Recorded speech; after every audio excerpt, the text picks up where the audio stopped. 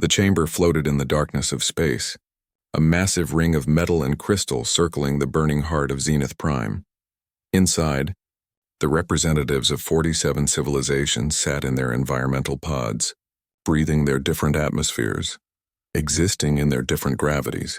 They were the Galactic Council, and today they were watching their empire die. The holographic display showed it clearly. Red markers spread across the star map like a disease. Each red marker was a world consumed by the swarm. Each one represented billions of lives turned into biomass, cities dissolved into organic matter, entire civilizations erased in days. "We have lost Trelva," announced High Speaker Velmora. The crystalline being's voice chimed like breaking glass. The evacuation ships never made it out. 3 billion Trell vanished in 42 hours. The chamber filled with sounds of grief. Some species wept. Some made sounds humans would never understand. The aquatic Drenti ambassador released chemical signals of despair into her tank. Ambassador Felanthor, a being of compressed gas held together by a containment field, spoke next. His translated words echoed through the chamber. "Our fleets cannot stop them. We have thrown everything at the swarm. Particle beams, quantum disruptors, dimensional bombs. Nothing works. They adapt.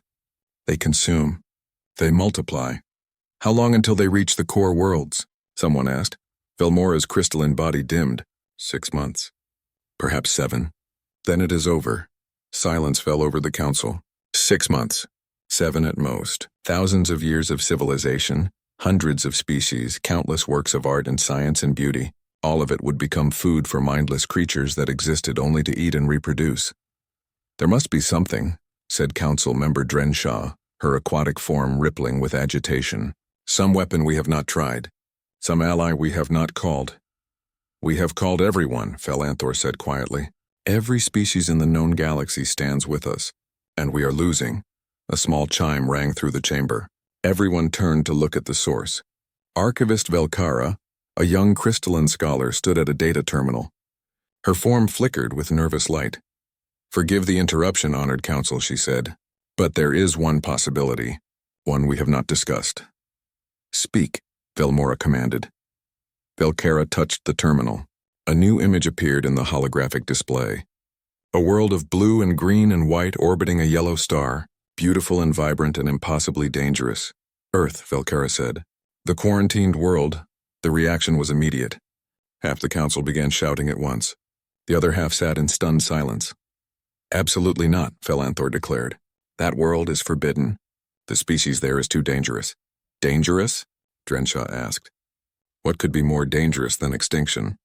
"They are," Velkara said quietly. She brought up more data. "Earth is what we classify as a Class 12 death world. The gravity is crushing. The atmosphere is corrosive. The weather patterns are violent beyond measure. The planet experiences regular meteor strikes, volcanic eruptions, and ice ages. 99% of all species that ever lived there went extinct." "And the humans?" Velmora asked. "They survived it all," Velkara said. "They climbed to the top of the food chain. They are persistence predators with binocular vision and omnivorous diets. They can eat things that would poison most species. They heal from injuries that would kill us. They can run for hours without stopping. Their bodies produce dozens of chemicals we classify as combat stimulants naturally." She paused. "And they are intelligent. Tool users. They discovered fire, agriculture, writing, mathematics, spaceflight, all while fighting each other and their planet constantly. This is why we quarantined them," Felanthor said. "First contact was a disaster. 3 of our diplomats died from bacterial infections. The humans did not even know they were dangerous. One of them shook hands with a Velshara delegate and accidentally shattered his arm. They are walking biological weapons who do not even know it." "That was 300 years ago," Velkara argued. "We have monitored them since. They have grown, changed. They have unified their world, built ships. They know we exist now. They have been listening to our broadcasts. And we have been ignoring them," Drenshaw said softly, "letting them sit in their isolated system, wondering why we never came back." "Because they terrified us," Velmora admitted. "But Archivist Velkara is correct. We are facing extinction. The humans are warriors. They come from a world that tried to kill them every day. Perhaps they can do what we cannot. Or perhaps they will kill us themselves," Felanthor said. At least that would be a different death than the swarm, Drenshaw observed. The vote was called. 847 delegates voted yes. Only 2 voted no. The decision was made. Belcara prepared the message. It would be transmitted on all frequencies toward the Sol system. A simple message that would change everything. To the humans of Earth, this is the Galactic Council. We are dying. An enemy we cannot stop is destroying our civilization. We ask for your help. We ask you to break your quarantine and join us. We know we abandoned you. We know we feared you. But now we need you. Please, if you can hear this, please help us. The message was sent. Traveling through the darkness at faster than light speed toward a small yellow star. In the council chamber, Velmora dimmed her light in something like prayer. What have we done? She whispered.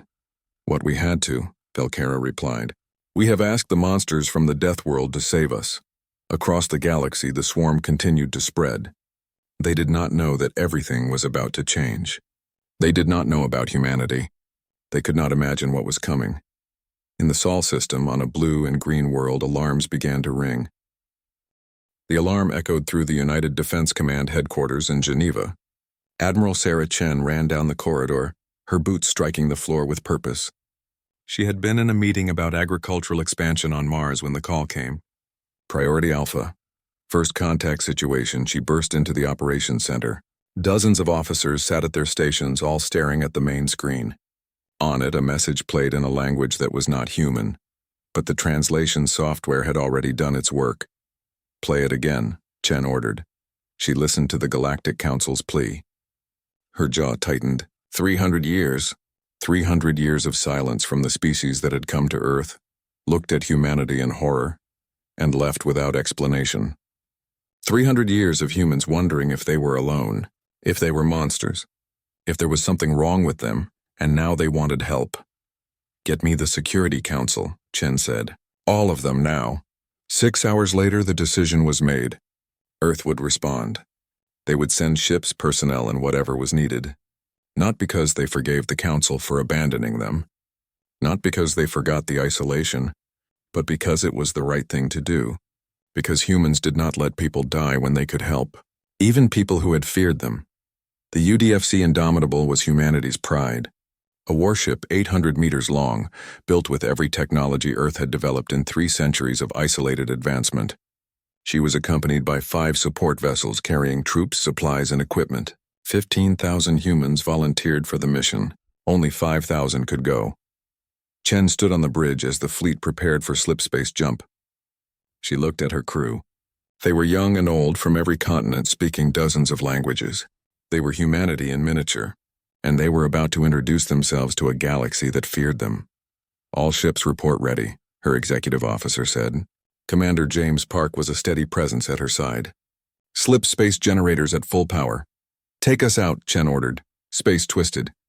Reality folded. The fleet vanished from Sol system and began its journey to the coordinates the Council had provided. Inside the Indomitable, life continued. Marines exercised in the high-gravity gym, pushing their bodies to maintain peak condition. Medical staff checked supplies, inventorying everything from antibiotics to surgical tools. Engineers ran diagnostics on systems that would seem crude to the Council, but were robust enough to survive anything. In the mess hall, Private Marcus Webb ate a meal that would horrify most alien species. Aged cheese filled with beneficial bacteria, fermented vegetables, meat cooked hot enough to kill most organisms. His body processed it all without effort, the result of millions of years of evolution on a world that demanded resilience. You think they will like us? His squadmate asked. Private Chen Liu, no relation to the Admiral, picked at her food thoughtfully. They asked for help, Webb said. That means they are desperate. Desperate enough to forget they are scared of us. I watched the old First Contact videos, Liu said. We did not even know we hurt them. We were trying to be friendly. We are friendly, Webb replied. We just come from a place that makes friendly look different. 5 days of slipspace travel passed. When they emerged, it was in a system the Council called Meridian Point. A massive station orbited a gas giant, and around it floated dozens of alien ships. Fragile things of crystal and energy, beautiful and delicate. The human fleet moved toward the station. Chen studied the alien vessels through the view screen. No armor to speak of. Thin hulls, energy signatures that suggested shielding but not much mass. They have never had to build things tough, she murmured. Their galaxy was peaceful. Was being the key word, Park observed. A transmission came through. The face that appeared on screen was both alien and strangely beautiful. Crystalline features that refracted light, creating rainbows in the air. I am Archivist Velkara of the Galactic Council, the alien said. Her voice was translated but retained a musical quality. Welcome, humans of Earth, thank you for coming. We did not know if you would. We received your message, Chen said. We are here to help. I must warn you, Velkara said. My people are afraid. All council species are afraid. Of you. Of what you represent. Please understand we mean no offense. We understand, Chen said, though her voice was tight. We have had 300 years to get used to being scary. The docking procedures were complicated. The human ships were too dense, too heavy for the station's normal berths. Special reinforcements had to be installed. When Chen and her officers finally boarded the station, they did so carefully, watching every step. The gravity was wrong. Too light. Chen felt like she might float away with each step. Around them, aliens moved through the corridors. They stopped and stared at the humans. Some fled. Others could not look away. Velkara met them in an observation room. Her crystalline form sparkled in the light. Next to her stood Ambassador Fel Anthor, his gaseous form swirling in its containment field. You are taller than I expected, Velkara said. And your bone structure. It is so dense. How do you move? Practice, Chen said dryly. May we see your intelligence on the enemy? They spent hours reviewing data. The swarm was biological, a hive mind of insect-like creatures that consumed everything organic. They adapted quickly, bred faster, and seemed to have no limit to their numbers. Council weapons barely slowed them. What weapons do you use? Chen asked. Particle beams, quantum disruptors, dimensional folding weapons, Fel Anthor explained. Show me your ships, Chen requested. They toured a council warship. It was elegant, filled with comfortable spaces and art. The hull was thin. The weapons were precise. Everything was designed for a galaxy that had never known real war. Where is your armor? Park asked. Armor? Velkara seemed confused. Redundant systems? Damage control? Backup generators? If we are hit, the shields fail, Fel Anthor explained. The ship is lost. Chen and Park exchanged looks.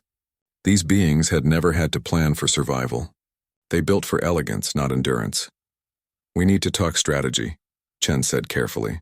An alarm interrupted them. Red lights flashed throughout the station. Velkara's form blazed with panic light. The swarm, she said. They found us. On the view screen, space tore open. Dozens of organic ships emerged, writhing masses of chitin and flesh. They moved toward the station like sharks scenting blood. Council ships moved to intercept.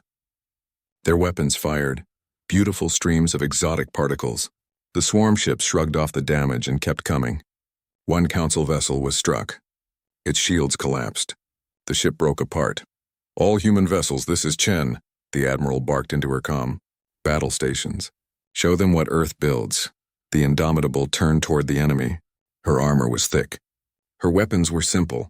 Kinetic accelerators that threw metal at fractions of light speed. Missile tubes filled with explosive warheads. Nothing exotic. Nothing elegant. Everything deadly. The first swarm ship that approached took a railgun round to its center mass. The projectile punched through its organic hull and exploded out the other side. The creature died thrashing. The galaxy was about to learn what Deathworld engineering looked like. The Battle of Traxxas 7 was where the galaxy learned what humans meant by the word war. The system held the last major refugee fleet, 40 million beings from 17 different species crammed into transport ships. The Council defense fleet surrounded them, 300 vessels forming a protective shell. It was not enough. The swarm had sent thousands of bioships, a tide of organic horror that darkened space itself. Admiral Chen stood on the bridge of the Indomitable, watching the tactical display. The Council Admiral, Fel Anthor, transmitted his battle plan. It was defensive, designed to hold the line while the refugees escaped to slip space. They are going to lose, Commander Park said quietly. Yes, Chen agreed. She opened a channel. Admiral Fel Anthor, this is Admiral Chen. I am taking operational command of the human fleet. We are going to attack. Attack? Felanthror's gaseous form swirled with confusion on the view screen. But the defensive positions are not secure. If you leave the line, we do not hold lines, Chen said. We break them. Watch and learn. The 6 human ships accelerated toward the swarm fleet.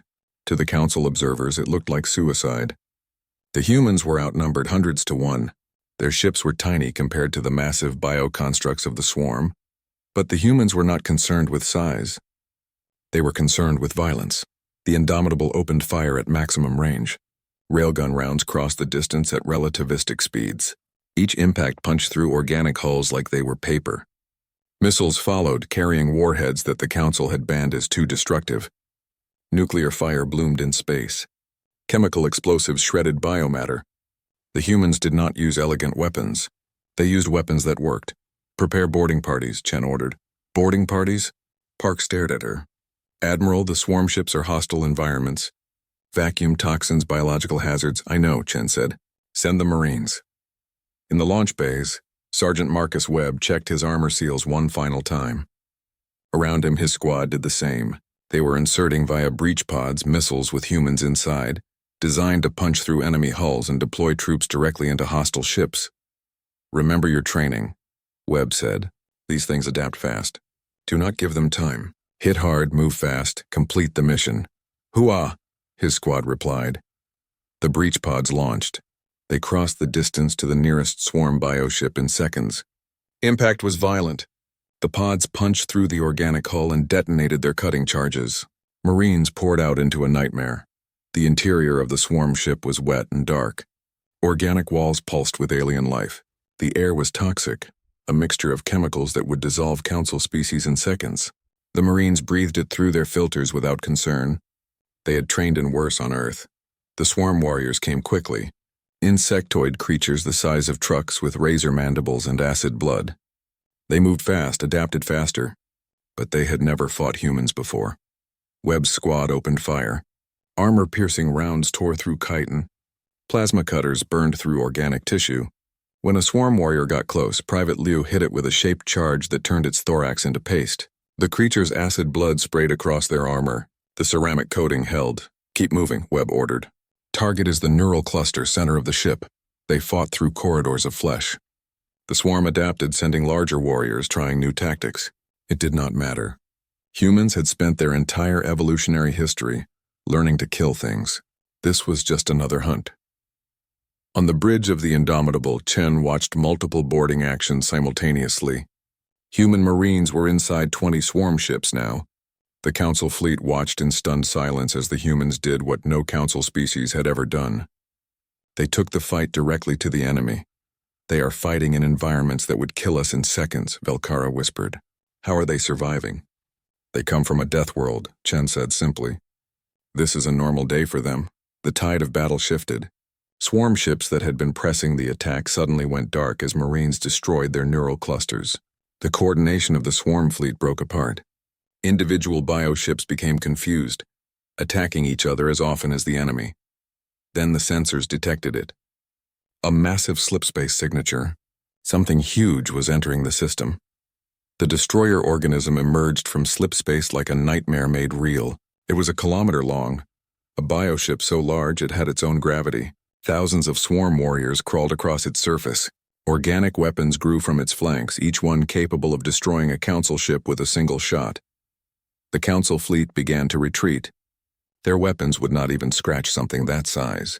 Felanthror transmitted an evacuation order. The refugees were to jump immediately, the fleet would follow. Negative, Chen said. All human ships form on me. We are taking that thing down. Admiral, we cannot damage something that large, Park protested. We do not need to damage it, Chen said. Her eyes were cold. We just need to stop it. She opened fleet-wide comms. All human vessels, this is Admiral Chen. We came here to save people. That thing wants to kill 40 million refugees. I say we show it what happens when you threaten humanity's friends. All power to engines. Ramming speed. The Indomitable turned toward the destroyer organism. Her engines burned at maximum output. The other human ships followed, forming a spearhead of metal and determination. Begin evacuation, Chen ordered her crew. Everyone to the escape pods. Go now. Admiral? Park asked. That is an order, Commander. Get off my ship. No, Park said simply. Sir, with respect, if you are staying, so am I. Someone needs to keep the ship steady. Chen smiled. Then I guess we ride this together. All power to forward shields. Sound collision alarm. The Indomitable accelerated to ramming speed. Behind her, the crew evacuated in escape pods. Ahead, the destroyer organism turned to face this tiny ship that dared challenge it. It fired its organic weapons. Energy beams capable of melting Council ships struck the Indomitable's shields. The shields held.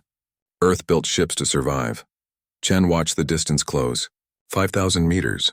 4,000. 3,000. The destroyer organism tried to move, but it was too large. Too slow. 2,000 meters. It has been an honor. Commander, Chen said. Honor is all mine. Admiral, Park replied. 1,000 meters. The Indomitable struck the destroyer organism at full speed. 800 meters of warship traveling at significant fraction of light speed. The impact was cataclysmic. The bioship's organic hull crumpled. Internal structures collapsed. The creature's nervous system overloaded and died. Both vessels tumbled through space, locked together in death. In the escape pods, Chen and Park watched through viewports. They had jumped free at the last second. Their pods ejected at the moment of impact. Around them, the rest of the crew floated in their own pods. They were bruised, shaken, but alive. I can't believe that worked, Park said. Never doubt Deathworld engineering, Chen replied. The swarm fleet was in chaos. Their destroyer was dead. Their coordination was broken. The Council fleet rallied and pushed forward. The refugees made their jump to safety. The battle was won. As rescue ships collected the human escape pods, Velkara transmitted a message to every Council ship in the system. Her voice was shaken, awed, and terrified all at once. The humans have saved us. They faced impossible odds and won. They sacrificed their flagship and survived. They fought in conditions that would kill any of us and called it normal. We asked for warriors. We received something far more terrifying. We received survivors. In her pod, Chen closed her eyes. The battle was won. But she knew this was only the beginning. The swarm was still out there, and now the galaxy had seen what humans could do. She wondered which scared them more. The swarm or humanity's willingness to do whatever it took to win. The galaxy had shuddered, and it would never be the same. 3 months after Traxxas 7, General James Okafor stood in the newly established Joint Command Center orbiting the Council capital world. Around him, holographic displays showed the war across 50 systems. Red markers showed swarm presence. Blue showed Council forces. Green showed human units. There was not enough green, but it was making a difference.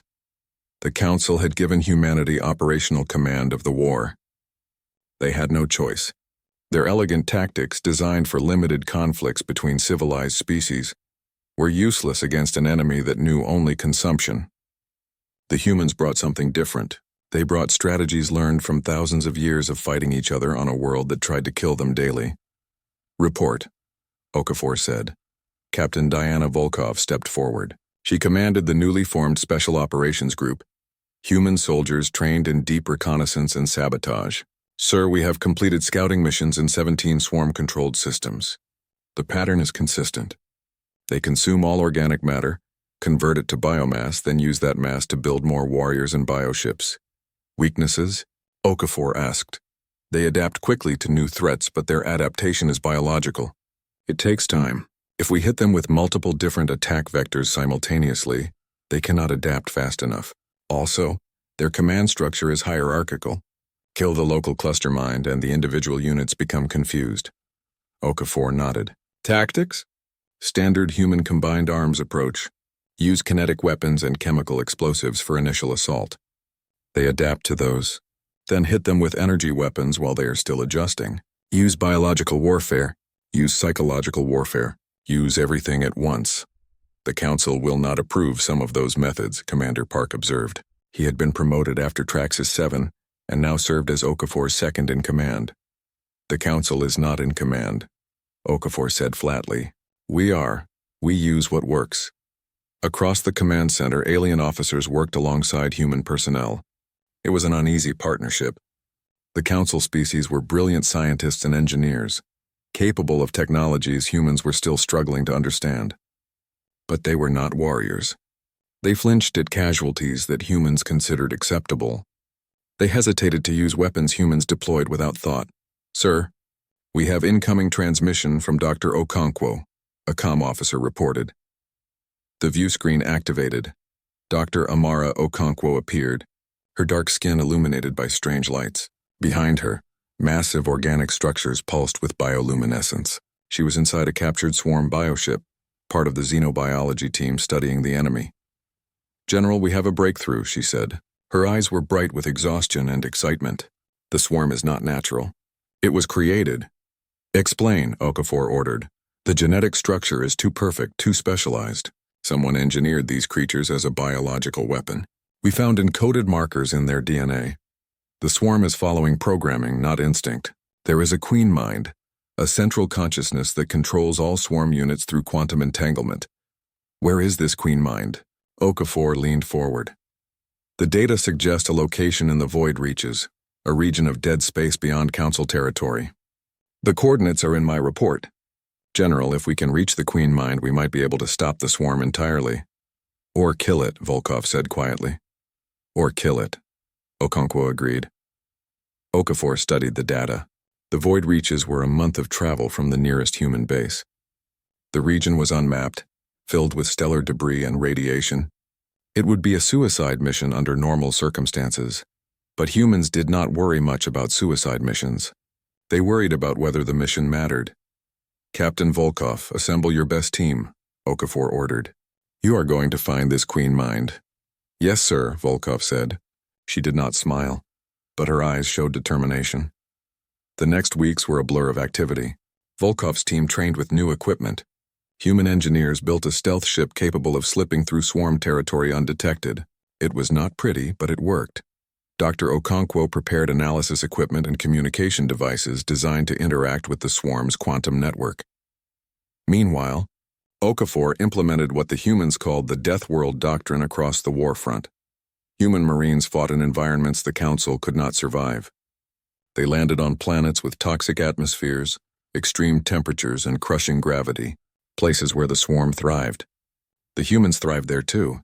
They used the environment as a weapon, leading swarm warriors into volcanic regions, underwater trenches, and radiation zones. What killed the swarm only inconvenienced humans. Human engineers built fortifications that shocked Council observers. Not elegant energy barriers, but physical walls of metal and concrete. Trenches, bunkers, defense in depth. Structures designed to absorb punishment and keep fighting. When the swarm attacked these positions, they found themselves ground down in brutal close combat that humans had perfected over millennia. Human intelligence officers implemented psychological warfare. They broadcast sounds that confused the swarm's communication. They released pheromones that disrupted their coordination.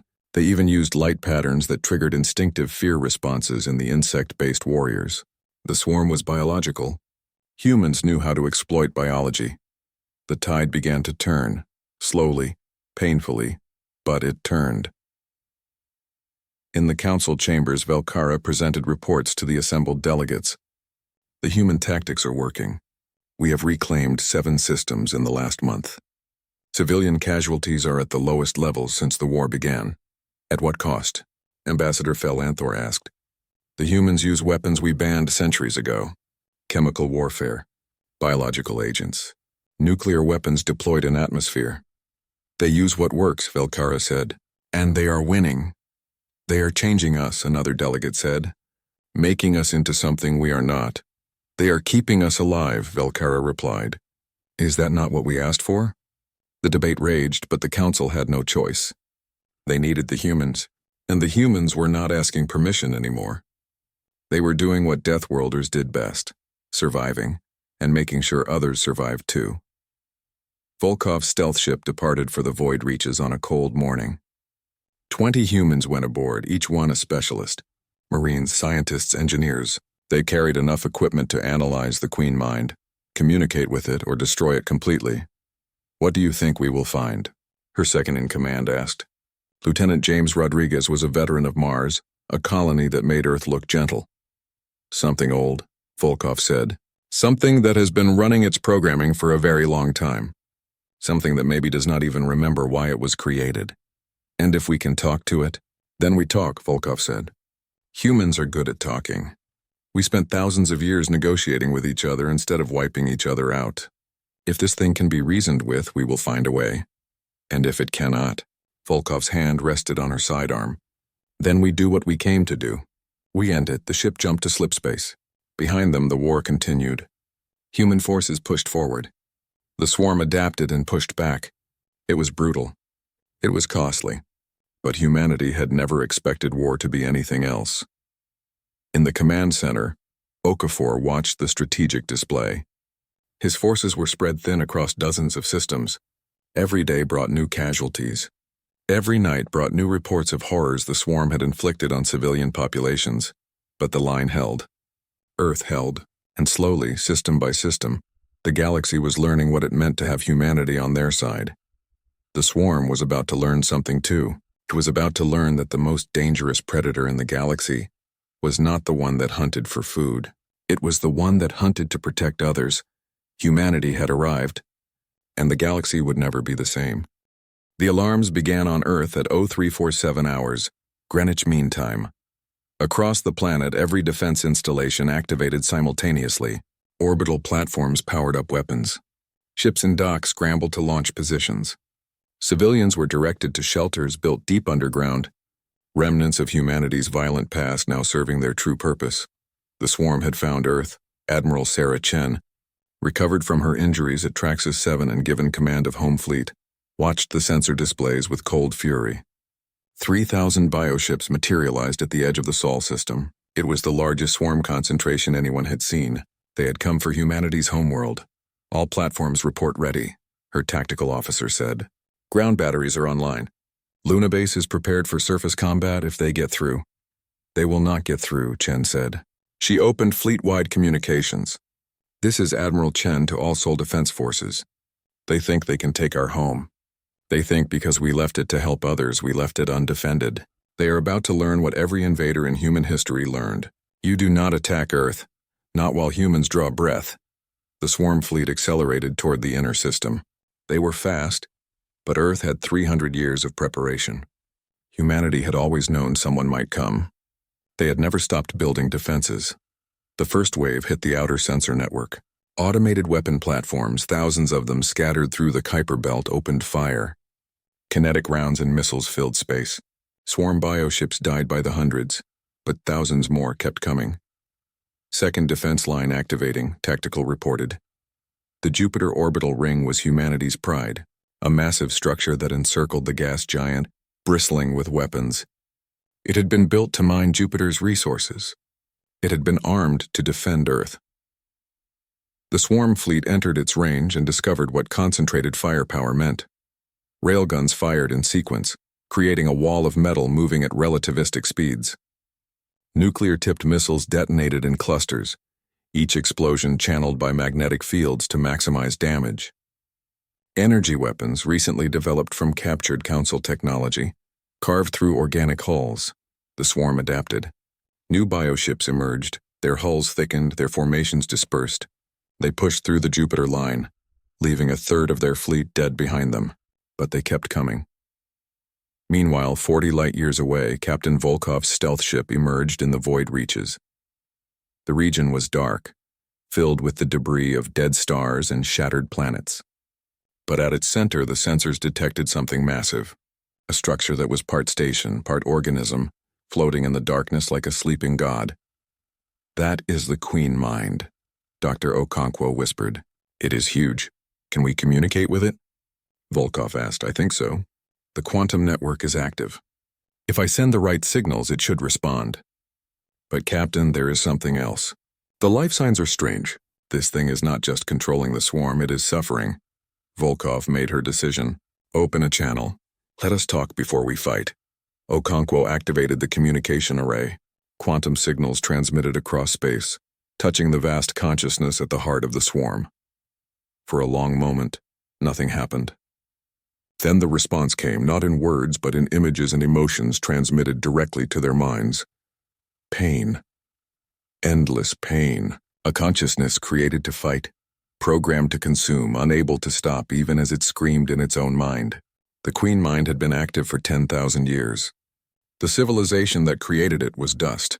Its target was destroyed millennia ago, but the programming remained. forcing it to continue its mission of consumption long after any purpose remained. "It wants to die," Lieutenant Rodriguez said, his voice shaken. "It has wanted to die for thousands of years, but it cannot stop itself." Back at Earth, the swarm fleet entered Mars orbit. The red planet's defense grid activated, weapons firing from Olympus Mons and Valles Marineris. Human ships from Mars shipyards joined the battle, crews fighting to protect their colony world. Chen watched from the command center. The swarm was being hurt badly, but they kept coming. Another hour and they would reach Earth itself. She prepared to give the order to evacuate the northern hemisphere. Then her comm officer shouted, "Admiral, we have incoming transmission from Captain Volkov." "Priority Alpha." Volkov's face appeared on screen. Behind her, the strange lights of the Queen Mine structure were visible. "Admiral, we found it. We can stop the swarm, but I need authorization for the protocol. You need to see this." Chen watched the data Volkov transmitted, saw the Queen Mine's history, saw its suffering, saw the Mercy protocol Dr. Okonkwo had developed with help from Velshara data singers, a quantum signal that would shut down the Queen Mine's consciousness while sending a final command to all swarm units. "Sleep. Rest. End the mission." "It will kill them all," Chen said. "Billions of organisms." "They are already dead," Okonkwo said from Volkov's ship. "They are extensions of a consciousness that is trapped in hell. We can give them peace." Chen looked at the tactical display. The swarm fleet was at Earth's doorstep. She thought about all the battles, all the death, all the horror the swarm had inflicted. It would be easy to want revenge, to want them destroyed completely. But humans had not come to the galaxy to become monsters. They had come to help, even when it was hard. "Even when it hurt, do it," Chen ordered. "Give them peace." In the void reaches, Volkov nodded to Okonkwo. The doctor activated the protocol. Quantum signals transmitted across the galaxy, carried by the same network the Queen Mind used to control its forces. The Velshara singers added their contribution, data patterns that turned code into something almost like a lullaby. The Queen Mind received the signal. For the first time in 10,000 years, it had a choice. It could reject the command, fight on, continue its mission forever. Instead, it accepted. In that moment, every human who was connected to the communication array felt its gratitude, its relief, its final thought before darkness came, "Thank you." At Earth, the swarm fleet stopped. 3,000 bioships went dormant simultaneously. They did not explode. They did not attack. They simply stopped, their organic engines shutting down, their warriors falling into deep hibernation. They drifted through space like sleeping behemoths. On the Indomitable's bridge, Chen stared at the sensor displays. Around her, crew members began to cheer. The swarm was defeated. Earth was saved. The galaxy was saved. But Chen did not cheer. She thought about the Queen Mind, about a consciousness forced to do terrible things for thousands of years, about the mercy of ending that suffering instead of prolonging it with revenge. "Recall all ships," she ordered. "Begin recovery operations. Secure the dormant bioships. And someone get me a line to the Council. We need to talk about what happens next." The war was over, but the questions remained. What to do with billions of dormant swarm organisms? How to rebuild? How to integrate humanity into a galaxy that was grateful but still afraid? In the weeks that followed, the Council debated. Some wanted the swarm destroyed completely. Others wanted them studied. Humans argued for preservation. The swarm were victims as much as anyone. Their biology could be reprogrammed, used for peaceful purposes. Terraforming, mining, construction. They could help rebuild what they had destroyed. It was a human solution, practical, compassionate, terrifying to species that preferred simple answers. Velkara stood before the Council and spoke the truth they all knew. The Deathworlders saved us. Not by being the strongest warriors, though they were. Not by having the best weapons, though they did. But by being willing to show mercy when it would have been easier to show cruelty. They come from a world that tried to kill them every day, and they learned to be kind anyway. Not because they must be, but because they choose to be. She paused. That is why they terrify us. Not their strength, but their choice to use it wisely. The Council voted. The swarm organisms would be preserved, reprogrammed, used to help rebuild. It would take decades, but it was the right thing to do. Humanity was granted full membership in the Galactic Council, with monitoring provisions, with oversight, because the galaxy still feared them. But it was a respectful fear now. The fear of something powerful that chooses not to hurt you. On Earth, humanity celebrated and mourned. They had lost thousands in the war. Ships, stations, outposts.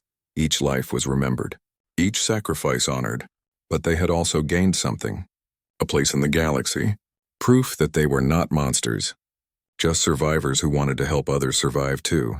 Admiral Chen stood in her apartment in Geneva, looking up at the stars. Somewhere up there, dormant swarm ships floated in holding orbits. Somewhere up there, alien species looked at Earth with new eyes. Somewhere up there, humanity's future waited. A message came through on her personal comm. It was from Velkara. Thank you, Admiral. For everything. For coming when we called. For fighting when we could not. For showing mercy when we wanted vengeance. The galaxy shuddered when you arrived. Now it will learn to stand alongside you. I think that is a good thing. Chen smiled. She typed a simple response. We were happy to help. That is what humans do. She sent the message and returned to watching the stars. Somewhere up there, a human child and a young Velshara were playing together in a garden on the council capital. Somewhere up there, Marines and council soldiers trained side by side. Somewhere up there, the future was being built. The Deathworlders had come. The galaxy had shuddered. And now together they would build something better than either could have built alone. Because that was the real lesson of humanity. Not that they were strong. But that strength meant nothing without the choice to be kind. The stars shone down on Earth, and for the first time in 300 years, humanity knew they were not alone. They were part of something larger. Something better. And the galaxy, for all its fear, was grateful they had come.